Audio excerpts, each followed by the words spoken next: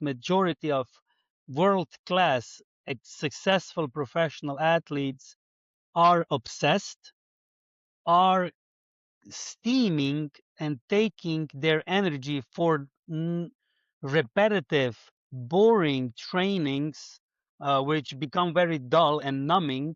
They are taking their energy from hate. It's a long debate, but a lot of successful athletes have, some not, of course, but majority has come from dire conditions in their life, in their childhood, broken families, crazy negative patterns, toxic families. So this is quite a genre in the sense of where these successful people, also in show business, Justin Bieber was eating spaghetti in a basement or something with his mom, kind of thing. This is a main theme pattern because you like, or maybe Novak Djokovic, he was being raised in a war condition. He was running away from bombs when NATO was throwing bombs and training tennis. So he also compares with Roger Federer or Rafa Nadal, who were living in a Spain, Swiss kind of more environment supportive in Mallorca and in Swiss, where Roger is from tennis that I explained. And it's a big comparison where you take that fuel from and how you then translate it, convert it, and transform it. So majority of athletes that are successful can sound arrogant, obnoxious, or maybe now Lindsey Vonn on Olympics with her seeking the gold medal and kind of pushing, and then she broke her bones in several complicated ways while already being injured with a ruptured ACL ligament in her left knee. And everybody, people that are not, that haven't touched athleticism, professionalism, whether it's in business as well, show business, or in sport, cannot understand because in one way you are crazy. You take away all the nonsense and all the things that are disturbing you, and you're just focused, laser focused, and you're not thinking what if I get injured. You're just thinking this is what drives me, this is what consumes me in a way.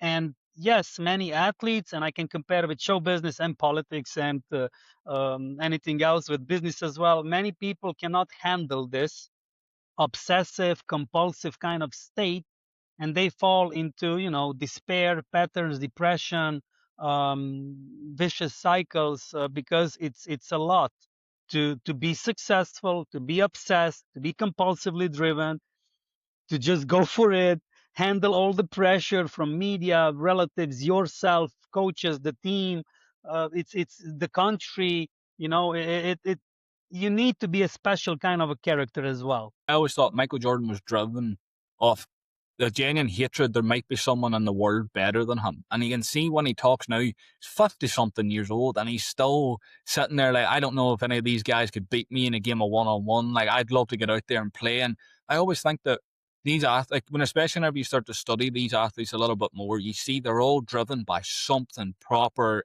hatred in them. But you look now in social media and stuff, and there's a lot of people that you can see that they do quite out there things, and you can tell they're drove by a little bit of hatred too. And you can see even people everyday normal that do something to trying to swallow their problems. But where's the difference here mentally? Because you can see in these pro athletes, and I know that whenever I say that, people are going to start thinking of their favorite athletes and start to notice that little thing in them.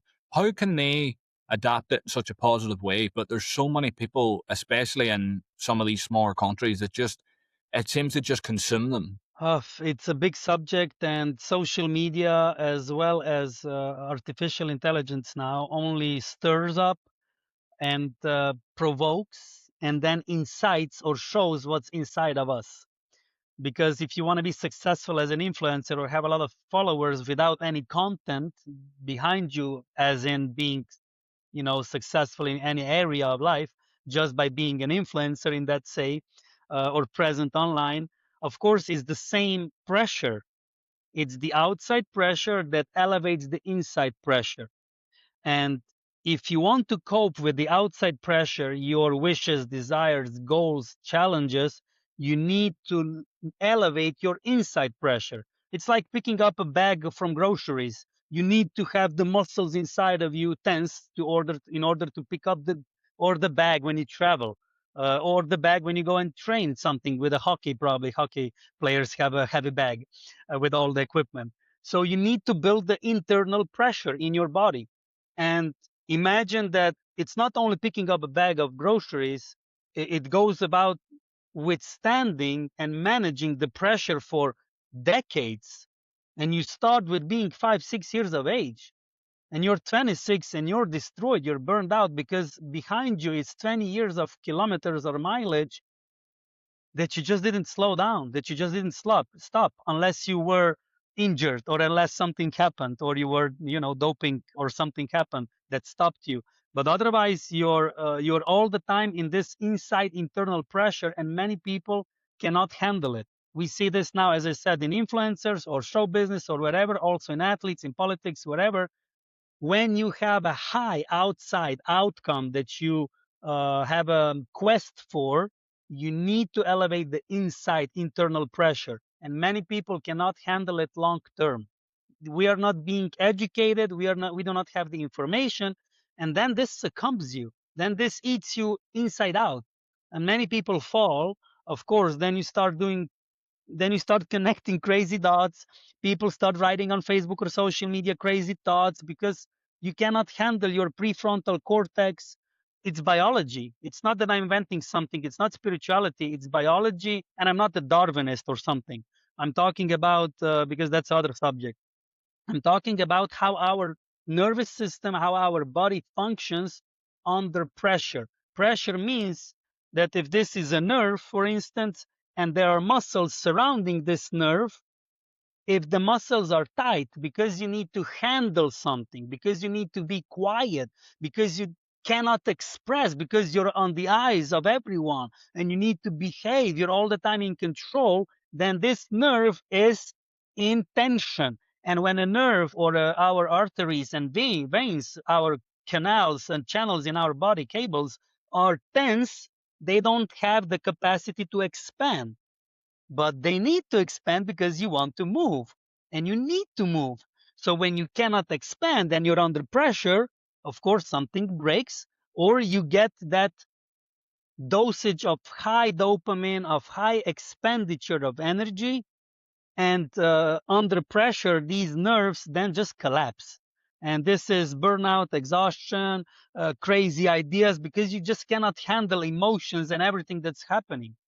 Yeah, I see. I completely see what you mean, and we're going to come back to burnout and these type of things and the effects they have without dealing with them. But you've mentioned pressure, and you brought it in the room, which I'm so glad you did, because there's a huge thing at the minute where people are thinking that the reason they struggle to get out of first gear is because they've put so much pressure on themselves since they were young. They had so much expectations to do these things.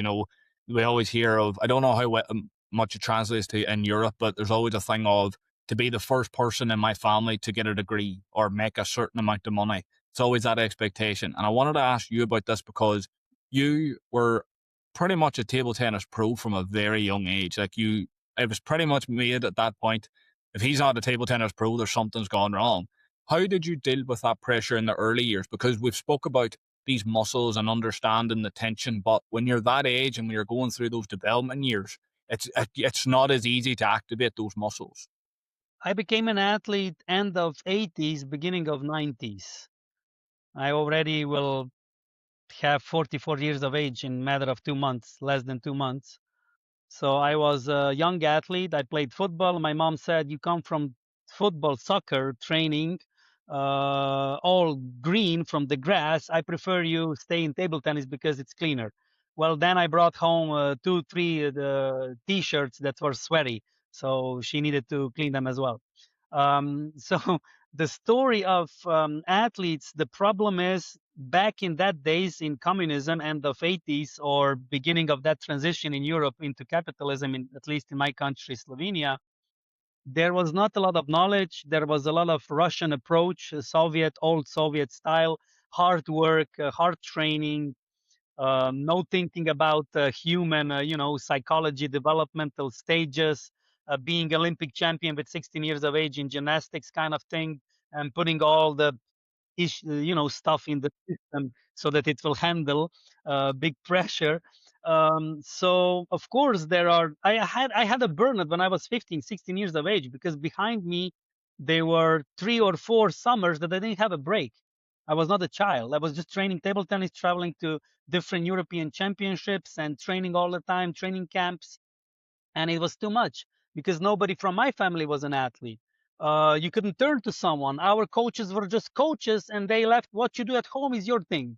So you needed to learn yourself. And I was reading books in, yeah, what that was in the beginning of 90s, 92, 93. I was reading books about self-confidence as a kid because my mom had those books and it helped me. Or maybe Ayurveda or something, soul, body, and mind, and something like that. And I was 13 years of age or 14 or something like that.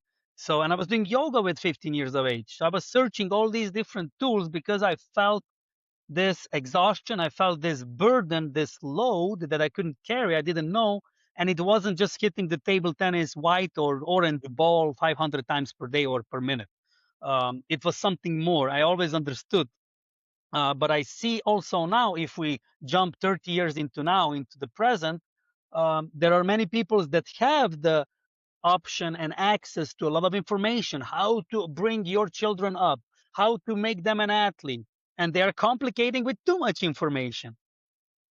So it's, then it was lack of information and we just went as we went. Maybe it was a bit better to comparing to now. And now I've heard stories in USA, juniors of 9 years of age, they sign contracts with Under Armour because they are good prospects potential for NFL or for baseball. So the world is crazy. We've lost a lot of compass, but we've lost it because we've lost touch. If we even ever had, as a humanity, touch with our bodies. I think that tribes like ancient and this what's in Australia, Aborigines and Mayans, the Indians, the people that were really connected with the nature. Those are the people and the tribes that in the past had, or Amish probably in USA, have connection with the body. Because if you do not have connection with the body, your mind prevails. And we don't live in Homo sapiens already for ages. We live in Homo cerebrum. We've started thinking only from the mind. We can do it. I can do it. I'm the best, especially this US mentality. And I come from a small country where we are always small. If we had a world champion, that was like, wow. And also in the same way, oh, you're winning. Wow. Like pulling you down if you achieved something. So it was very difficult for me. And in the one sense, difficult, in the other, good, because I started experiencing, learning, researching, and teaching as well. Because I was attracted to these teams and I wanted to save myself. I wanted to be successful, not on just athletic, academic area, but also personal area. Yeah, I see what you mean, especially with like your mind takes over whenever you're not in tune with your body. Because are you familiar with the book The Inner Game of Tennis? Yes, of course. Yeah, I love that book, but there's a specific part that I loved, which was self one versus self two. Self one's very overthinking, thinking all the possibilities. Oh my God, where could this ball go? Self two is ball's coming at me. Let's just hit it. And I always think of whenever I'm talking to athletes, I can hear them talking about it underlying, but it's almost like it's so in their brain, it's natural to them. It doesn't seem like a big discovery, but whenever you were navigating the pro game and when you were learning about sports psychology, was there anything you learned about this specific self one versus self two that helped you be more on self two side? Because this is exactly where the people that we're talking about that fall off the end or go off in a wrong direction, this is typically where it comes from.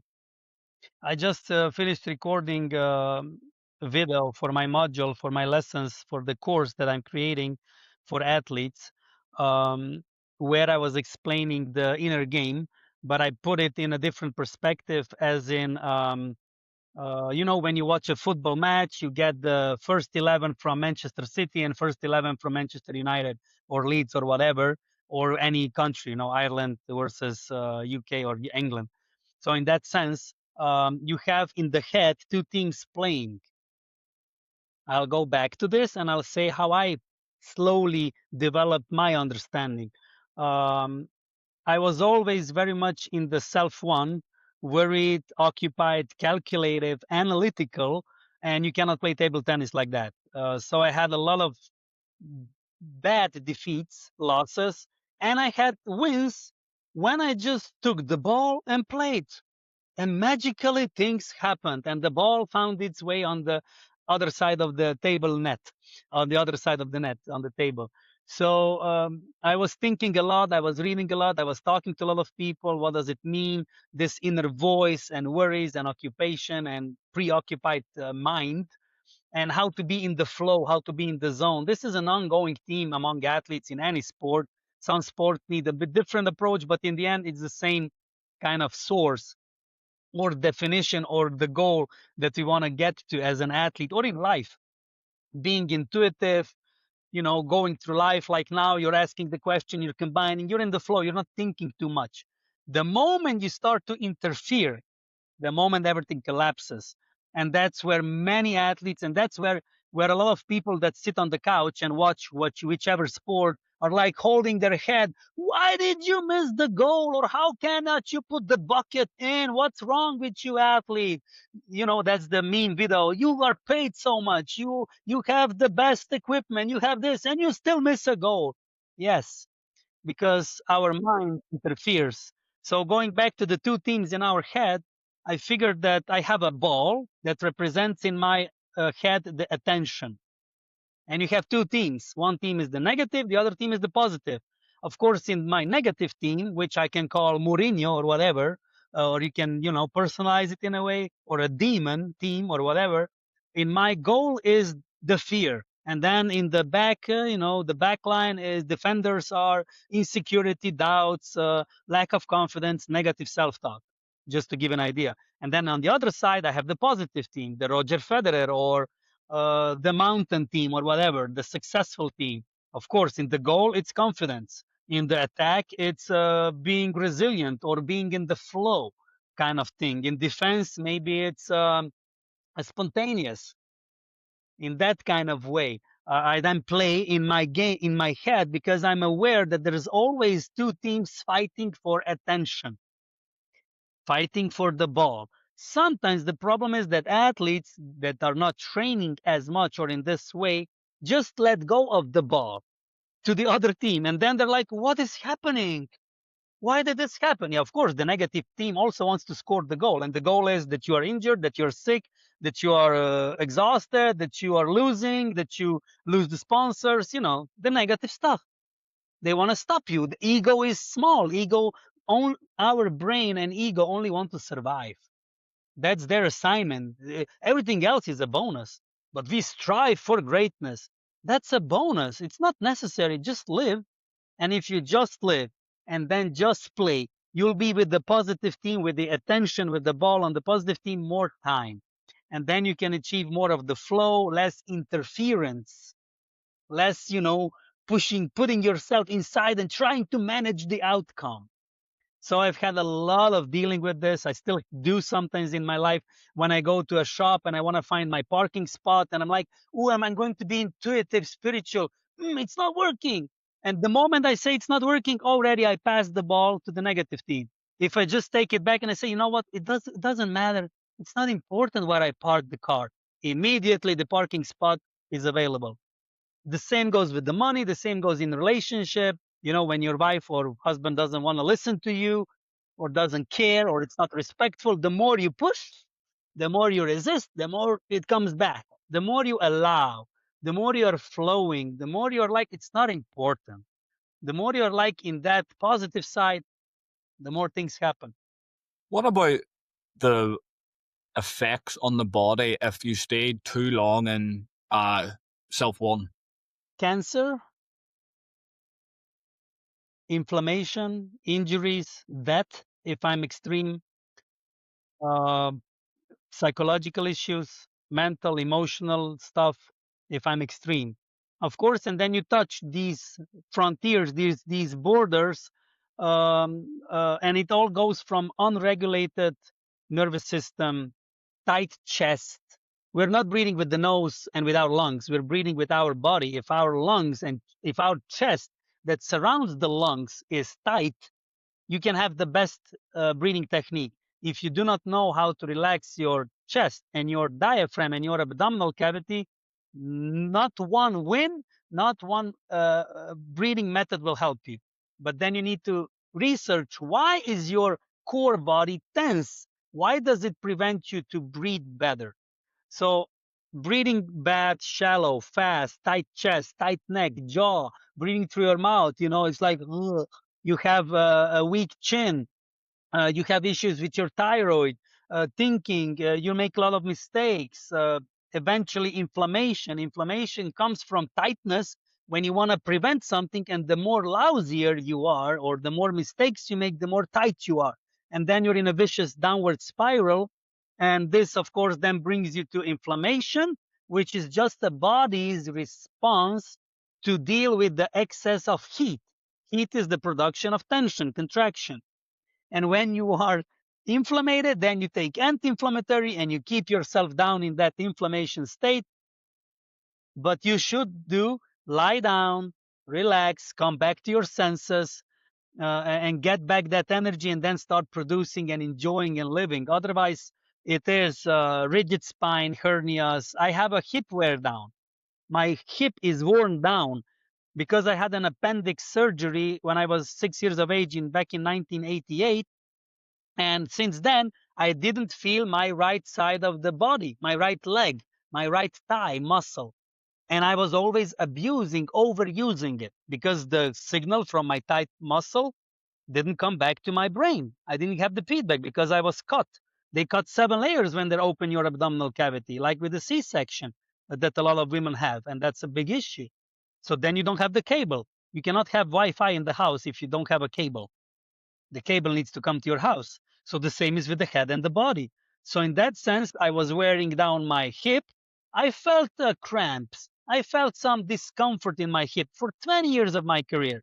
I always discounted it as, I'm an athlete. It's normal. It's just pain. Just deal with it. Suck it up. But then when I was 36 years of age, I went running, jogging, and all of a sudden, that pain that was the signal happening all my life finally broke through. Because why?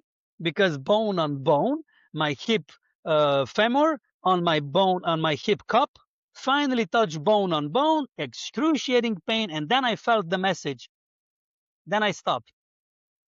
Then I stopped running, then I stopped doing things, but it was already too late. So this is a wear down that is a consequence of not listening to your body, of not being connected, being disconnected, and being in a tight condition of life. Yeah, it's been talked about so much on this show in the last 2 years about the importance of like self-talk. And I think with your definition, people are going to understand more how closely linked that is to how your body operates. But there's been something that keeps coming up from people that listen to the show whenever we do talk about self-talk, and the importance of positive self-talk, which is, you can get into a good period of you're in self one, you're feeling good, you're letting things go, or no, sorry, you're in self two and you're letting things go, you're in a good period of just letting your body take control. But a little mistake happens, little injury, and that thing comes into your head of, I made a mistake or my body's broken. How have you learned, or through your learnings of sports psychology, what's taught you about how to navigate that area? Because it's always the little road bump that pushes people into self one forever. I needed to get this injury to finally understand that my body is 90% of the equation. Before that, I was thinking that 95% is my brain and maybe 5% is my body. But I was playing table tennis with my body. I was training with my body. And I didn't get the message.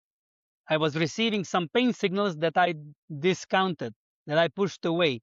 So in that sense, this is a big problem with many athletes, that even injuries do not put them on the right course. They get rehabilitated and they go back with the same mindset, with the same push, with the same drive, compulsory behavior, and get a worse injury, because the lesson repeats until you learn about the lesson's message. The pain repeats, or even stronger. I had athletes that had double time ACL's rupture because they didn't change. And if you don't change, things don't change. You get a new message. So finally, now the athlete has changed and says, now I enjoy. I'm fearful of being a force. Now I'm like, I'm enjoying. That doesn't mean that she or he doesn't train hard. It's just a different mindset, how you go into with your body. Because the mind wins battles, but the body wins the war. In my case, it has won the war.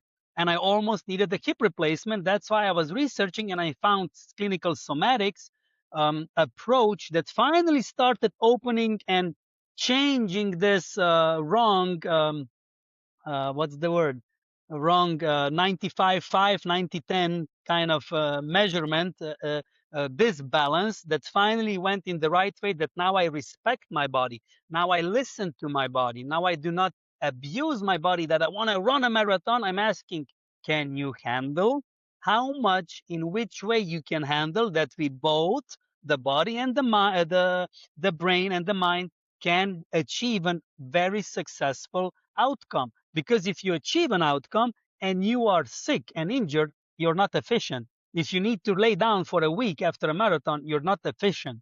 You didn't run efficiently. You abused your body, which is now in pain. Or even if you're injured, then nine months of ACL rehabilitation, you're not doing something well. So the mind says I'm fine, but the body is always saying I'm in survival for many years. So burnout is when your body forgets how to downshift because the brain doesn't listen to the body's signal. So a lot of athletes have this issue with injuries or with the right or wrong path. What's wrong with me? Instead of get the right information, slowly implement this information, slow down, understand what is safe, what is protection, what is usage, not abuse of your body, what is production and not, abuse of your time and everything. So in that kind of sense, I'm teaching and doing for the past, 5 years. For the first 2 years of my injury, I wasn't successful. I was doing physiotherapy and this and that. I was treating my pain as a symptom. I wasn't treating it or touching it, confronting it as a core issue. Yeah, I see it. And I'm going to kind of play devil's advocate a little bit here because this is something that comes up with my audience all the time because you'll know this as well from being on social media. The huge thing is this, work hard all the time mentality and go 100% all the time, push through pain and stuff like that. And like you've explained, and like I've learned as well through my own going away and doing some research, it's really, really, really bad to do. Like it's a terrible thing to do, not even just now, but especially long term. And you mentioned that you went through a phase where you had to almost redesign your mind to understand that.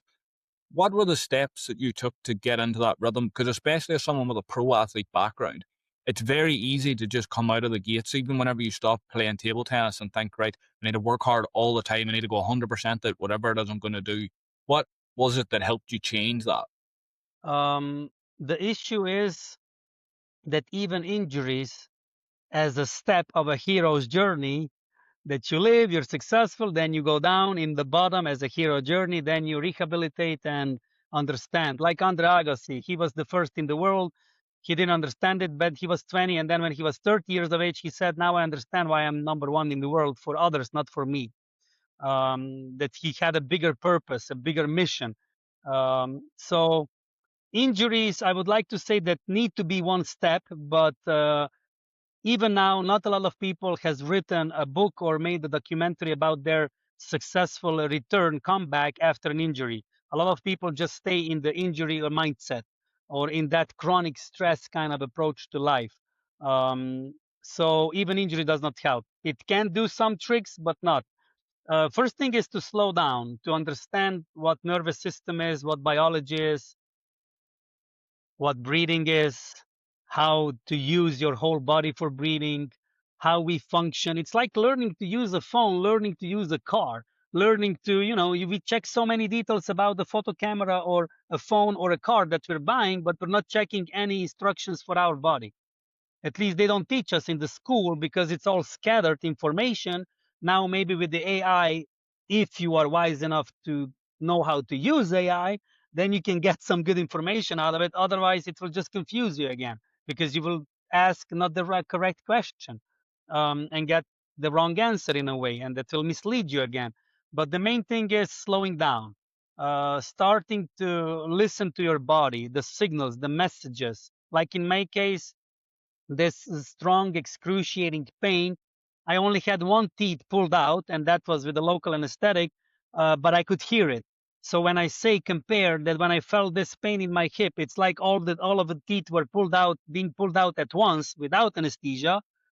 It's a bit of an illusion, but that's how I felt because my leg was cut away, and it's excruciating pain. So pain is a big teacher once you know how to use it and that you don't achieve excruciating pain. So change happens when, that's a saying, that's a quote, it's been said many times, probably you've heard it, or your listeners. You begin to change when staying the same causes you bigger pain than the change. Until changing is a bigger pain, it's uncomfortable, you don't need it, you're too much comfortable, all is well, you're staying in the same pattern even if it hurts you. You're just managing that load of pain and it's good until that pain is too bigger and you say, now I will change. Like many people that have cancer stop doing shit and eating and stuff and toxic drinking, smoking, but not before. Or I like the saying, I'm about to be a dad, it's on the way, my child. A lot of people say, you would die for your children. And then the other saying, the new improved for Generation Z is, uh, would you live for your children? Would you live healthy for your children? What would you do that you would stay healthy, stay sane, stay wise, and improve yourself for your children? Not I would die for my children. I would work my ass off. I would work hard. Because working hard is the old pattern, it's the old way. And people, until they do not regulate their nervous systems, if you work hard, if you train hard, you're just down regulating yourself, you're going in the downward spiral, and it's not cutting the chase, you're not getting anywhere, you cannot achieve anything with working hard if your system is not, the intention, the setting is not correct at the beginning. Yeah, I agree. Especially that quote is so good for this as well because I'm obsessed with a sports psychologist called Bill Beswick, and he's got this framework which is 3 pivotal questions for change. Which first question is, what is it I actually want? Can you pinpoint it to one exact thing? You don't want to change this, this, and this. What one thing do I want to change now? Second question is, how badly do I actually want that? And the third question is, how long am I willing to suffer before I get it? And I love it because when you hear of any stories of people that couldn't change, couldn't get rid of anything negative in their life, you can, like, once you hear that framework, you can see the answers in front of your face. You can see, right, they didn't answer question 2, they didn't answer question 1. And I think that's just so perfect. And especially in your realm, when you're working with pro athletes or ex athletes or people who just have got chronic pain, are you noticing that a little bit where they're maybe just not fully believing that they want that change? The problem is already in education, and we can say we are victims of our government or deep state or hidden agendas. We can say our parents are bad, we were traumatized. Nowadays the trauma is that the children have everything, they don't experience lack or boredom, everything is instantaneously available, even attention, even love, even everything, so all that's a trauma. The problem is that people do not want to change or do not know how to change because, uh, like I said, education, upbringing, all the factors included, and we just haven't yet reached the pinnacle. For instance, this movie Mart is Supreme, why didn't they show or include how the breeding matters? Why do we always have these movies, or like Last Dance, Netflix show about Chicago Bulls? Why don't they show how breeding matters, how nervous system matters, how, they didn't show what Phil Jackson was doing at the background with Chicago Bulls, with Tony Kukoc and Scottie Pippen and Michael Jordan and the rest of the team and Stephen Kerr. They didn't show the background. It's all in hiding. It's all in hidden the cellars of Vatican. It's all hiding how to reach the potential being activated of human being. And here we are fighting injured, chronic stress, chronic pain, chronic illnesses, chronic conditions. We are fighting to live with very limited access. Even with AI, even with internet, we are still, we live on less than 20%. We breathe less than 30%. If you do not include your diaphragm, that your belly goes out, and you do not include your pelvis tilt with breathing, and you do not include your shoulders, your jaw, your neck with breathing, you're breathing on 20, 30%. And those are, I've had professional athletes that do not know how to breathe. I've met with world champions, they don't know how to breathe.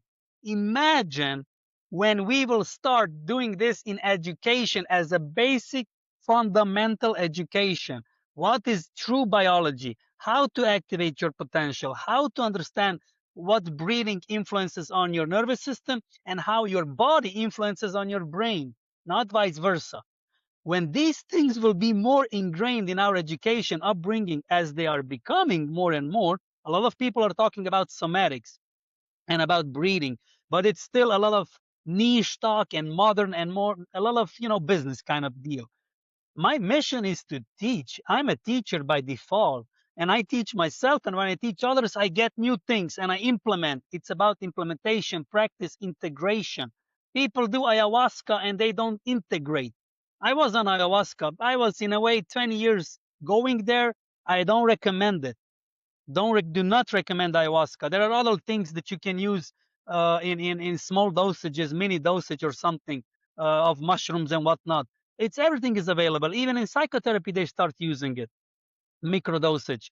But the problem is that we lack integration, and especially nowadays, we want things fast. Things do not happen fast.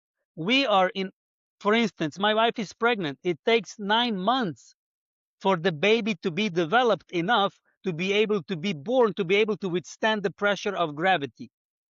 If our body, the human body, would want to be like the calves or elephant that walk immediately, or giraffe or horse or any other animal that are born and they walk, they are independent almost immediately. They need 2, 3 months, like cubs, dogs, cats, 2, 3 months, mother. Human needs 3 years of mom's love and breastfeeding at least a year, and then additional 15 years until the age of 18 that it's maybe independent. Not in Italy. I don't want to, go there and stigmatize someone, because there's a lot. Let's not go there. So erase that, delete the comment about one country. So if we would want to have a human being born, not being dependent on parents, then a mother should be pregnant, a woman should be pregnant 3 years, and she would need a 3 times bigger pelvis, expanded, to be able to bring out that kind of an independent human being. So everything needs to be included. Also, there's what I'm talking about: biology, understanding, and calming the F down, and then understanding how long it takes. Learning is a process, it takes time. You cannot have a fast change. Nowadays, we think about something, we get an ad because of the algorithm and because the devices listen to us. I'm not conspiracy theorist, these things work. You think about something, it's an ad, you order it, Prime delivers it in a matter of hours or days. Change in life, in your nervous system, do not happen as quickly. You need to be patient and accept the process. Do we have patience in Gen Z? Do we have patience in millennials? Do we have patience in teenagers nowadays? It's so funny you mentioned with like not telling the whole story, and you mentioned The Last Dance, which is so funny to me because I wrote a newsletter a few days ago about I've been like meditating or mini meditating, doing some breath work for like the last 7 or 8 months, and it became because I had a guy on that runs a mindfulness clinic, and he recommended me at the end. He goes, "No, you should read Phil Jackson's book, the guy who managed Chicago Bulls." And I was like, "I'll give it a try and see what it is." And he kept writing on it about getting the athletes to meditate. And I couldn't understand it because, especially basketball, it's fast, it's going, it's there. You need to be on alert for your offense, your defense. And then he wrote it towards the end.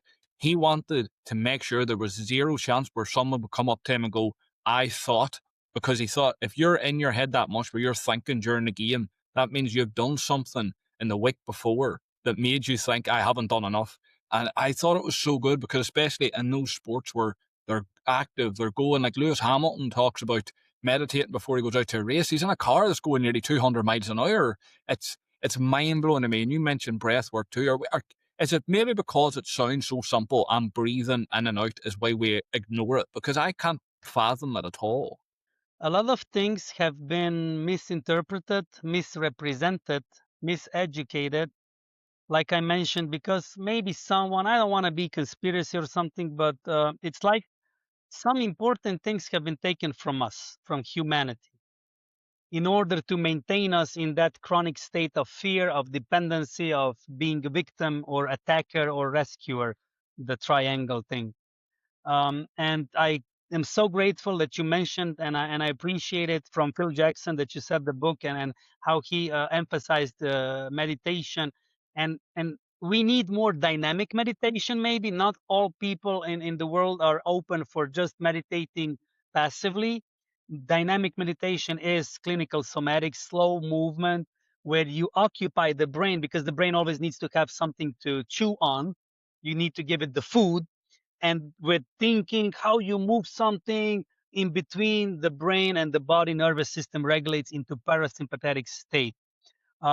So yeah, like Lewis Hamilton that you mentioned and any other, or maybe Fang Zhengdong or Wang Liqin, the best table tennis players, or Roger Federer or Djokovic, um, they all achieve the best reactions when they are smooth, when they are flowing, and you are flowing and smooth when you are relaxed, when your muscles are not tight. And that goes to your brain as well, because brain is a muscle as well in its version of a kind. So if you are tight because of some or other reason, you lose energy that is necessary for you to be able to have it to rest. For instance, if you want to rest and relax, you need energy for your muscles to expand. You cannot go sleeping or having a nap or meditating exhausted because you're below zero, you're minus 15. From point zero or from point one, you start recuperating or rehabilitating your energy. You need energy units in your body, the ATP, adenotriphosphate biology, chemistry, Krebs cycle, in order to relax the muscles. If you are so tight for so much time, you lose the capacity, you're exhausted, and then you're just exhausted and tired so much that you, even when you sleep, you're not getting back to your senses. So meditation, relaxation, breathing, yoga, any of this kind of approach, tai chi, whatever is in this way, brings you into parasympathetic state, that your muscles relax. They come out of this high alert state and you go into relaxed state. Relax is not drinking, relax is not spa. Relaxation is not a spa day. It's nervous system realizing it's not being chased, that you can just ease. And when you go on a final match in tennis, in basketball, football, whatever, and you're at ease, any big name athlete, female or male, has won a championship or medal, gold medal or something, they said, you know what? I really enjoyed today. Yes, it was stressful. Yes, it was a lot of it online, but I enjoyed so much. I really eased into the game. I just let go, you know. I know I've done everything before the match. I've prepared. It was just time to be here now. Not thinking, what if not? Just being here. So a lot of this is missing. And if you mention sports psychology, it's still missing a lot of movement, dynamic motivation, movement, dynamic meditation. Psychologists, psychotherapists are starting to use clinical somatics. A lot of athletes are still like, oh, voodoo. Oh, I don't want psychology. It means I'm crazy. No, you're crazy for not using it. So the response only shows where you are at. Because anyone who is sane and a good athlete, I'm not saying that everybody needs it. Don't objectify or subjectify what I'm saying now. But like I'm talking to the audience because I said something in some way, they will say, oh, you think that everybody that's not. No, I didn't say that. I said that it's important to use external help, to learn external information, to put it internally, to be able to manage yourself, that you can understand that how you are tense can be seen in your posture, in your behavior. Some people talk like this because they don't relax their muscles and they cannot bring the best out of them. I can inhale and I can talk with one inhale for 1 minute. Someone needs to inhale 5 times in a minute. Who spends more energy? Who spends more of the machine? I'm still talking with the same inhale that I did 20 seconds ago. I haven't inhaled. Do you understand what I'm saying? It's more steps with less spending energy. I'm still talking with the same inhale because I was training my nervous system, my diaphragm, my breathing, my abdominal cavity relaxation, in that kind of sense. Amazing. This has been so much fun. Tell people where can they find you? What have you got out? What's coming in the future? I've been offline from social media since the beginning of this year, 26, because I'm just fed up. It's time and energy consuming. They can find me on on Instagram anyway. I check sometimes just the message if someone writes. I'm not checking otherwise. Genuine athlete, JK, JK my initials. Genuine athlete. I'm preparing a page. It will come alive in matter of weeks. I'm preparing course for athletes and other people as well, how to calm down the nervous system and breathing, how to understand how breathing is connected with emotions. They can also WhatsApp me. I will share the information with you for WhatsApp link. And otherwise, yeah, my name, just write it in Google or my name dot my last name and gmail.com. Contact me in either way. If you want, you'll find me. I know that I'm available. I know that I'm online present still. Also on TikTok, the Genuine Athlete in a way. On LinkedIn, my name. Facebook, my name, or Genuine Athlete. Why Genuine Athlete? Just to expand the clarification, because I think that all people, all humans are athletes. We all train something. A majority of us or them are training unconsciously. That's the sad part. We need to become more conscious and genuine, authentic athletes and human beings.